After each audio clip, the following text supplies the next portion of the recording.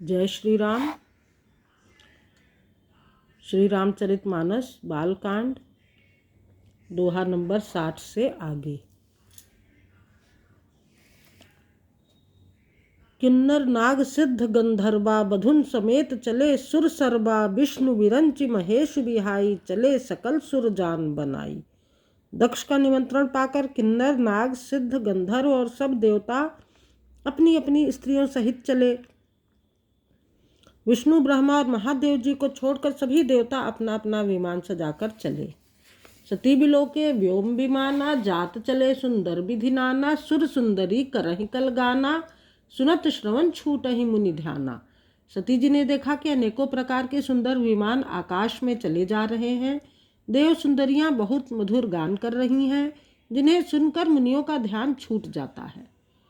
पूछे तब शिव कहु बखानी पिता यज्ञ सुनि कछु हर्षानी जो महेश मोहि आय सुदेही कछु दिन जाई रहो मिस एही। सती जी ने विमानों में देवताओं के जाने का कारण पूछा। तब शिव जी ने सब बातें बतलाई। पिता के यज्ञ की बात सुनकर सती कुछ प्रसन्न हुई और सोचने लगी कि यदि महादेव जी मुझे आज्ञा दे तो इसी बहाने कुछ दिन पिता के घर जाकर रहूं। पति परित्याग हृदय दुख भारी कहीं न निज अपराध बिचारी बोली सती मनोहर बानी भय सकोच प्रेम रसानी। क्योंकि उनके हृदय में पति द्वारा त्यागी जाने का बड़ा भारी दुख था, पर अपना अपराध समझकर वे कुछ कहती न थी। आखिर सती जी भय संकोच और प्रेम रस में सनी हुई मनोहर वाणी से बोली। दोहा। पिता भवन उत्सव परम जो प्रभु आये सु होई तो मैं जाऊं कृपाए तन सादर देखन सोई। हे प्रभु, मेरे पिता के घर बहुत बड़ा उत्सव है, यदि आपकी आज्ञा हो तो हे कृपा धाम मैं आदर सहित उसे देखने जाऊं। कहे नीक मोरेहु मन भावा यह अनुचित नहीं नेवत पठावा दक्ष सकल निज सुता बोलाई हमरे बयर तुमहु बिसराई। शिव जी ने कहा, तुमने बात तो बहुत अच्छी कही, यह मेरे मन को भी बहुत पसंद आई, पर उन्होंने न्योता नहीं भेजा, यह अनुचित है। दक्ष ने अपनी सब लड़कियों को बुलाया है, किंतु हमारे वैर के कारण उन्होंने तुम्हें भी भुला दिया। ब्रह्म सभा हम संदुख माना तेहिते अजह करहि अपमाना जो बिनु बोले जाहु भवानी रहै न सीलु स्नेह न कानी। एक बार ब्रह्म की सभा में हमसे अप्रसन्न हो गए थे। उसी से वे अब भी हमारा अपमान करते हैं। हे भवानी, जो तुम बिना बुलाए जाओगी तो न शील स्नेह ही रहेगा और न मान मर्यादा ही रहेगी।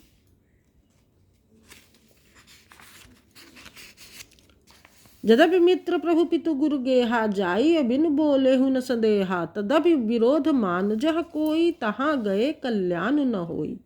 यद्यपि इसमें संदेह नहीं कि मित्र, स्वामी, पिता और गुरु के घर बिना बुलाए भी जाना चाहिए, तो भी वहाँ कोई विरोध न मानता हो उसके घर जाने से कल्याण नहीं होता। तो भी जहाँ कोई विरोध मानता हो उसके घर जाने से कल्याण नहीं होता। भांति अनेक शंभु समझावा भावी बस न ज्ञान उर आवा कह प्रभु जाहु जो बिनहि बुलाए नहीं भली बात हमारे भाए। शिव जी ने बहुत प्रकार से समझाया, पर होनहार वश सती जी के हृदय में बोध नहीं हुआ।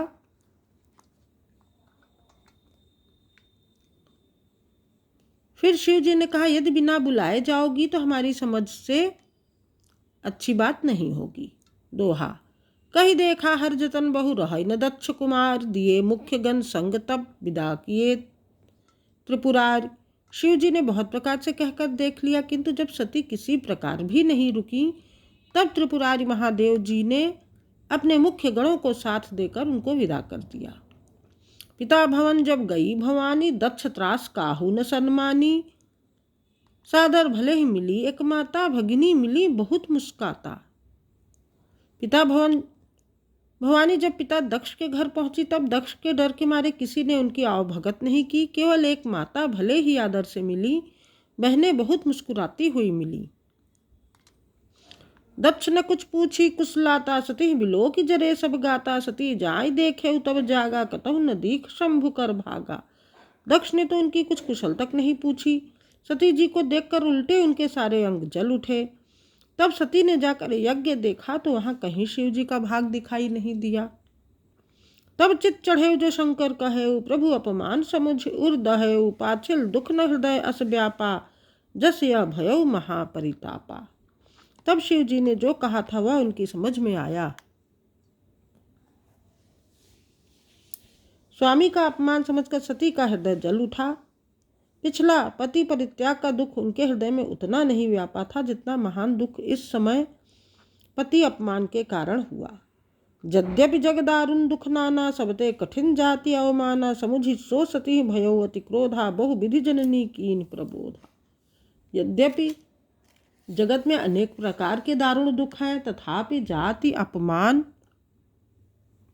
सबसे बढ़कर कठिन है। यह समझकर सती जी को बड़ा क्रोध हो आया। माता उन्होंने बहुत प्रकार से समझाया बुझाया। दोहा। शिव अपमान न जाय सही, हृदय न होई प्रबोध, सकल सभई हटकी, तब बोली वचन सक्रोध। परंतु उनसे शिव जी का अपमान सहा नहीं गया। इससे उनके हृदय में कुछ भी प्रबोध नहीं हुआ। तब वे सारी सभा को हठ पूर्वक डांट कर क्रोध भरे वचन में बोली। सुनहु सभासद सकल मुनिंदा, कही सुनी जिन शंकर निंदा, सो फल तुरंत लहब सब काहूँ, भली भांति पछताव पिताहूँ।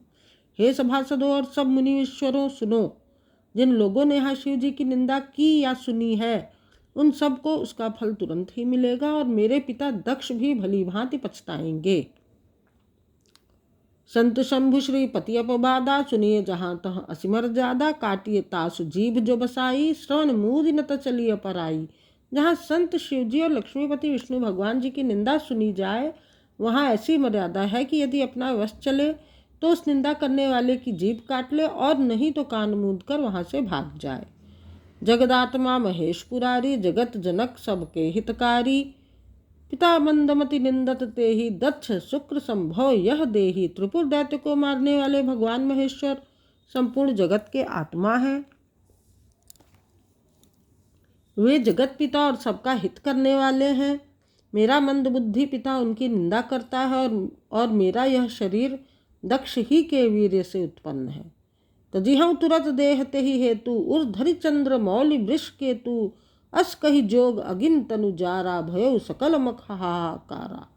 इसलिए चंद्रमा को ललाट पर धारण करने वाले वृष केतु शिव जी को हृदय में धारण करके मैं इस शरीर को तुरंत ही त्याग दूंगी। ऐसा कहकर सती जी ने योगाग्नि में अपना शरीर भस्म कर डाला। सारी यज्ञशाला में हाहाकार मच गया। दोहा। सती मरण सुनि शंभुगन, लगे करन मख खीस, यज्ञ विध्वंस बिलो की भृगु रक्षा कीन मुनीस। सती का मरण सुनकर शिव जी के गण यज्ञ विध्वंस का विरोध करने लगे। यज्ञ विध्वंस होते देखकर मुनीश्वर भृगु जी ने उसकी रक्षा की। समाचार सब शंकर पाए, वीरभद्र करि कोप पठाए, यज्ञ विध्वंस जाय तिन कीन्हा, सकल सुरन विधिवत फल दीन्हा। ये सब समाचार शिव जी को मिले। तब उन्होंने क्रोध करके वीरभद्र को भेजा। उन्होंने वहां जाकर यज्ञ विध्वंस कर डाला और सब देवताओं को यथोचित फल दंड दिया। भय जग विदित दक्ष गति सोई, जस कछु शंभु विमुख कय होई। यह इतिहास सकल जग जानी, ताते मैं संक्षेप बखानी। दक्ष की जगत प्रसिद्ध वही गति हुई जो शिव द्रोही की हुआ करती है। यह इतिहास सारा संसार जानता है, इसलिए मैंने संक्षेप में वर्णन किया।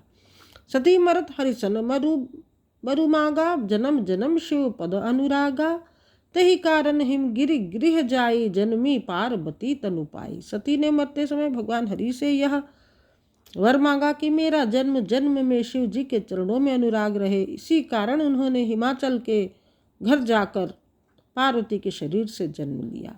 जब ते उमा शैल गृह जाई, सकल सिद्ध संपत्ति तह छाई, जह तह मुनिन सुआश्रम कीन्हे, उचित वास हिम भूधर दीन्हे। जब से उमा जी हिमाचल के घर जन्मी, तब से वहाँ सारी सिद्धियाँ और संपत्तियाँ छा गईं। मुनियों ने जहाँ तहाँ सुंदर आश्रम बना लिए और हिमाचल ने उनको उचित स्थान दिए। दोहा। सदा सुमन फल सहित सब द्रुम नव नाना जाति, प्रगति सुंदर शैल पर मनि आकर बहु भांति। उस सुंदर पर्वत पर बहुत प्रकार के सब नए नए वृक्ष सदा पुष्प फल युक्त हो गए, और वहाँ बहुत तरह की मणियों की खानें प्रकट हो गईं। दोहा नंबर 65। जय श्री राम।